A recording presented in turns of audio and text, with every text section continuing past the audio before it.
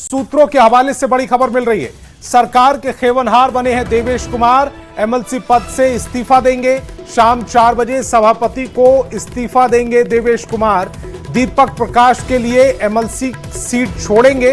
तो बड़ी खबर इस समय आपकी टेलीविजन स्क्रीन पर सूत्रों के हवाले से बड़ी खबर मिल रही है। सरकार के खेवनहार बने हैं देवेश कुमार, एमएलसी हैं फिलहाल और एमएलसी पद से वो इस्तीफा देंगे। शाम 4 बजे सभापति से मिलने का समय है और उसी मुलाकात के दौरान वो अपना इस्तीफा सौंप देंगे। खबर ये आ रही है कि दीपक प्रकाश के लिए एमएलसी की सीट देवेश कुमार छोड़ने जा रहे हैं। शाम 4 बजे जब वो सभापति से मिलेंगे उसी दौरान अपना इस्तीफा सौंप देंगे। चूंकि दीपक प्रकाश को मंत्री बनाए जाने को लेकर जो मामला है वो कोर्ट में पहुंचा हुआ है और उसी मामले से जुड़ी हुई ये बड़ी खबर है। अब दीपक प्रकाश के लिए एमएलसी की सीट छोड़ने जा रहे हैं देवेश कुमार। इसके लिए शाम 4 बजे जाकर सभापति से मिलेंगे और उसी दौरान अपने एमएलसी पद से इस्तीफा दे देंगे और ये सीट अब दीपक प्रकाश के लिए खाली की जा रही है।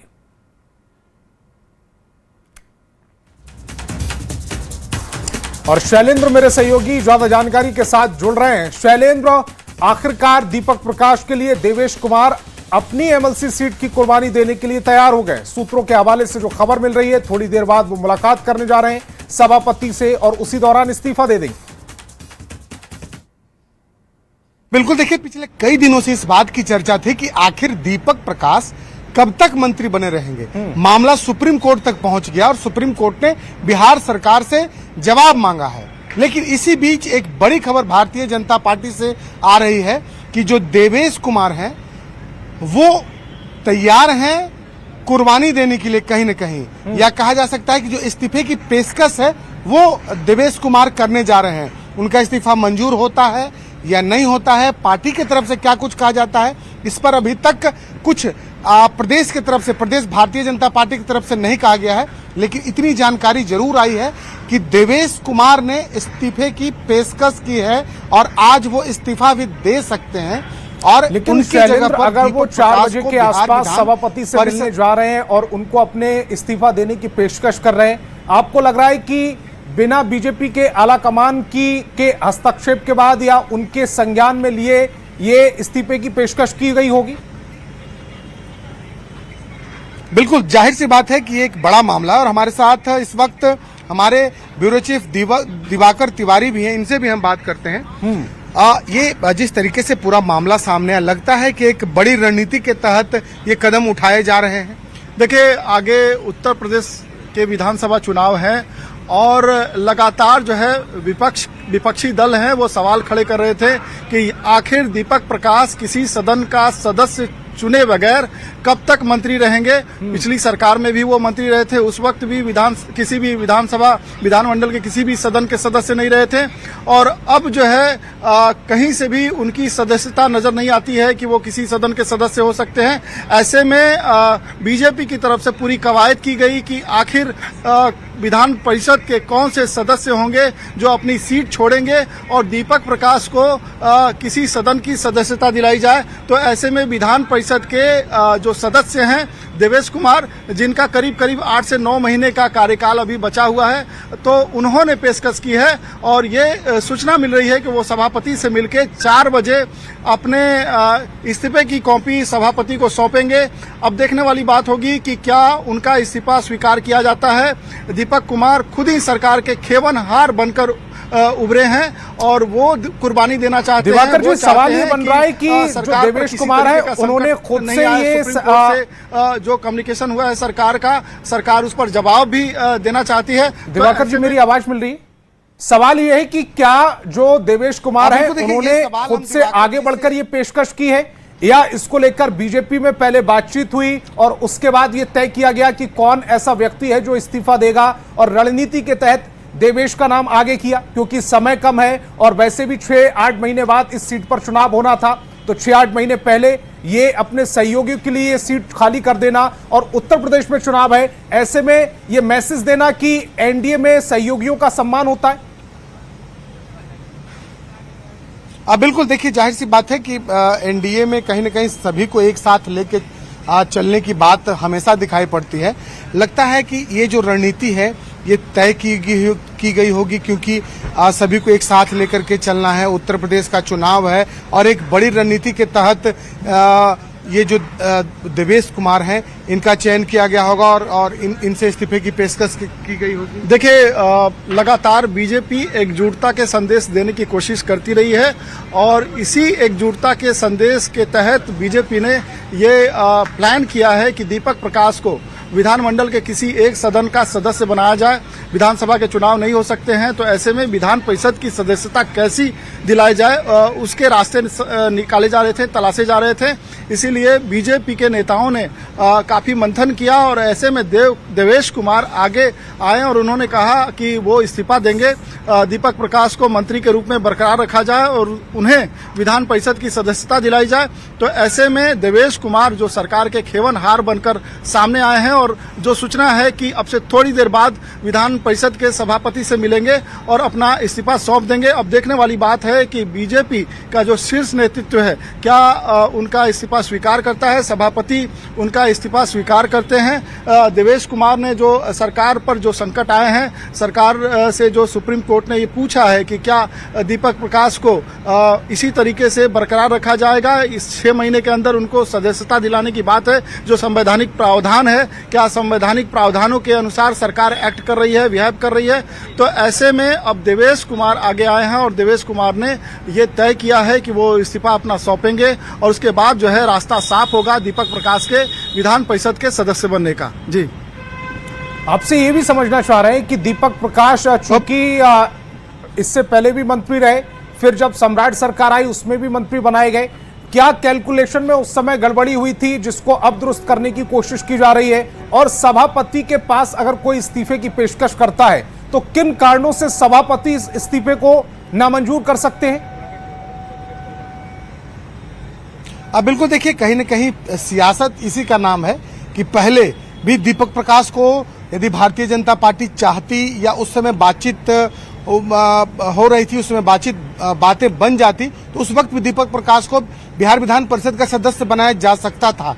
लेकिन जब फजीहत हुई है, जब सुप्रीम कोर्ट ने सरकार से जवाब मांगा है, तब लगता है कहीं न कहीं ये पहल की गई है। देखिए, सरकार और संगठन में इस तरह की चर्चा हुई थी कि जो सहयोगी हैं उपेंद्र कुशवाहा, उनके बेटे को किसी सदन का सदस्य बनाया जाए। और जब पिछले दिनों विधान परिषद के चुनाव हो रहे थे और सदस्य चुने जाने थे, उस वक्त दीपक प्रकाश को न बीजेपी के कोटे से कोई सीट मिली, ना ही जेडीयू के कोटे से सीट मिली। तो ऐसे में अब सरकार से जब सुप्रीम कोर्ट ने जवाब मांगा है तो संगठन ने एक बीच का रास्ता निकाला है और सरकार पर फिलहाल जो संकट के बादल हैं उसको दूर करने की कोशिश में देवेश कुमार सामने आए हैं। उन्होंने सरकार के खेवनहार के तौर पे अपनी भूमिका निर्वाह करने की कोशिश की है। उसी कवायद में उन्होंने अपने इस्तीफे की पेशकश की है और अब विधान परिषद के जो सभापति हैं उनको वो इस्तीफा सौंपेंगे। देखने वाली बात होगी कि विधान परिषद के सभापति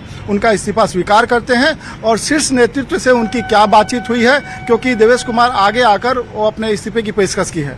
तो बिल्कुल देखिए, पूरी तैयारी के तहत ये रणनीति बनाई गई है। भारतीय जनता पार्टी जब भी कोई काम करती है तो पहले उसके लिए होमवर्क किया जाता है और सभी विधान पार्षद की सूची मंगाई गई और उसके बाद एक व्यक्ति के नाम का चयन हुआ, जो व्यक्ति सहज रूप से इस्तीफा देने के लिए तैयार है। और देवेश कुमार चूंकि भारतीय जनता पार्टी में उनका लंबा अनुभव रहा, पहले पेशे से पत्रकार रहे, फिर भारतीय जनता पार्टी में शामिल हुए।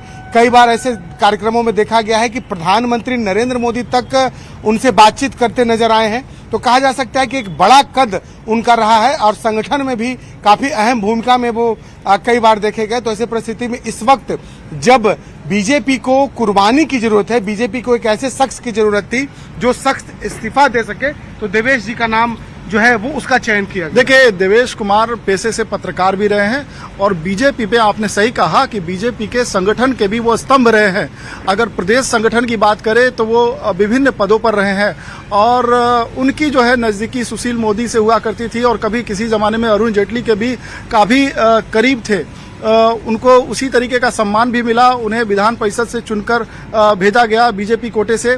और अब जब सरकार पर किसी तरीके का संकट आता दिख रहा है तो देवेश कुमार आगे आए हैं, उन्होंने इस्तीफे की पेशकश की है। अब देखना होगा कि क्या सभापति उनके इस्तीफे को स्वीकार करते हैं और दीपक प्रकाश का रास्ता फिर साफ होगा और दीपक प्रकाश मंत्री के रूप में इस सरकार में बरकरार रख सकते हैं। तो बिल्कुल ये एक बड़ी बात है, क्योंकि यहाँ पर एक सवाल ये बन रहा है कि बनाई जा रही है, कुमार को कहां फिट किया जाएगा, क्योंकि संगठन में उनकी पकड़ है, बीजेपी में वो एक कद रखते हैं, पूर्व डिप्टी सीएम सुशील मोदी के करीबी है, पूर्व मिनिस्टर के करीबी बताए जा रहे हैं, एक कद है उनका बीजेपी में, फिर उनको कहां पर सेट किया जाएगा?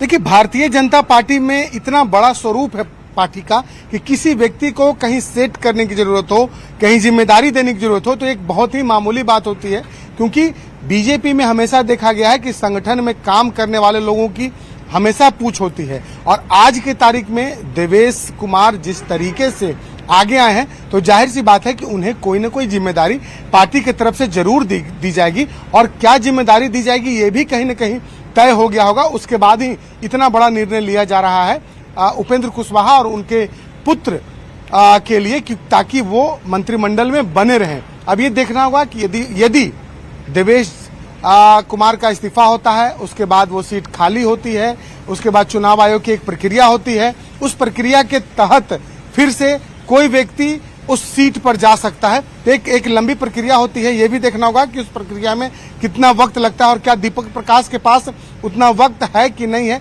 इन तमाम चीजों को फिलहाल अभी देखना होगा, लेकिन जो जानकारी आ रही है उस जानकारी के अनुसार देवेश कुमार ने इस्तीफे की पेशकश कर दी है और वो शाम 4 बजे बिहार विधान परिषद के सभापति अवधेश नारायण सिंह को अपना इस्तीफा सौंप सकते हैं। जी शैलेंद्र, एक महत्वपूर्ण सवाल अगर राजनीतिक चश्मे से देखें तो क्या उपेंद्र कुशवाहा जो बीच बीच में नाराजगी दिखाते नजर आए थे बांकीपुर चुनाव में, हालांकि उन्होंने अपनी संलिप्तता दिखाते हुए एनडीए को एकजुट दिखाने की कोशिश की गई थी, लेकिन कई प्लेटफॉर्म पर उनकी नाराजगी इस पूरे वाकये के बाद नजर आई थी। उस नाराजगी को दूर करने की कोशिश है।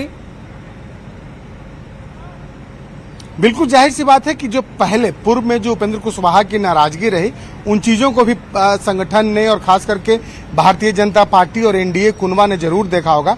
लेकिन आपको याद होगा कि जब से इस बात की जिक्र हो रही है कि बिहार विधान परिषद के सदस्य दीपक कुमार नहीं बनाए गए, उसके बाद से बहुत ही कूल अंदाज में उपेंद्र कुशवाहा नजर आ रहे थे, दीपक प्रकाश भी नजर आ रहे थे।